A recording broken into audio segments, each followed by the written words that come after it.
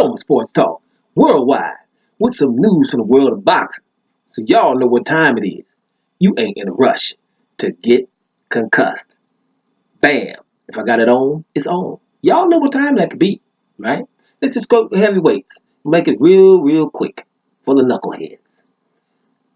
Anthony Joshua is not the number one heavyweight, right? He's not the number one heavyweight. We should all agree on that, right? But we don't. You know, a few knuckleheads still running around, thinking that Anthony Joshua's number one and hoping. Still, the same ones that don't want him to fight the hard guys, but he's number one. Don't worry, it's not just Joshua. Canelo's fans are the same way. You know what I'm saying? Pacquiao too, but Pacquiao is at least old and a legend now. It's a few people Pacquiao just ain't gonna fight. Like I don't think he's gonna fight Terrence Crawford ever, or maybe not even Spence. But then again, he doesn't have to.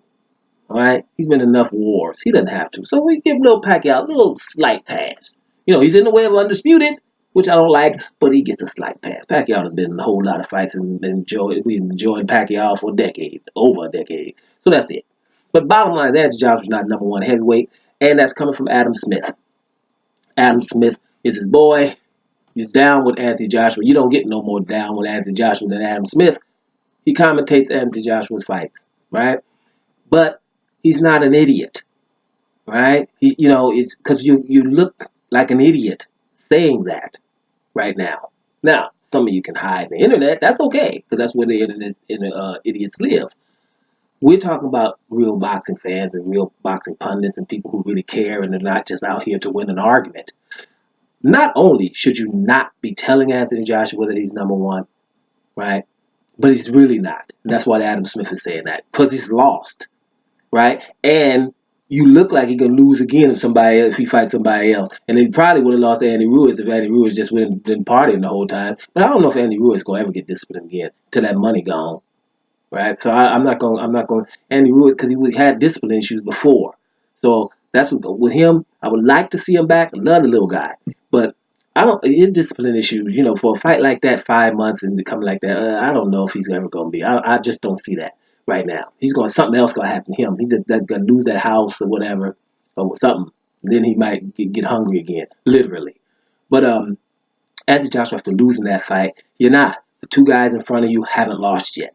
After February, we'll go all up. The loser of that fight is still number two, probably.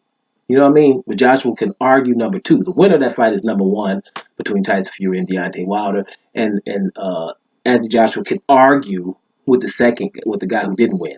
And if he's not going to fight for undisputed, let's say Deontay Wilder wins, if he's not going to fight for undisputed, it still would be a big fight with him and Tyson Fury. If Tyson Fury lost. Or if Tyson Fury won, that fight would probably be bigger. Who knows? Whatever. But the bottom line here, to not make long story short, right, for those who still act like they believe. They don't really believe, like the Senate, how they're going with Trump. Like they don't really believe in their heart that he hasn't done anything illegal, because he's done everything illegal. Anything is not the question anymore. He's done everything illegal. And if he wasn't president, he would probably be in jail now with the people that's been protecting him. Cohen and the likes. Flynn. What's my boy with the white hair putting up the sign?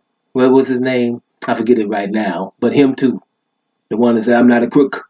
Right? All of them in jail. That's his main boys.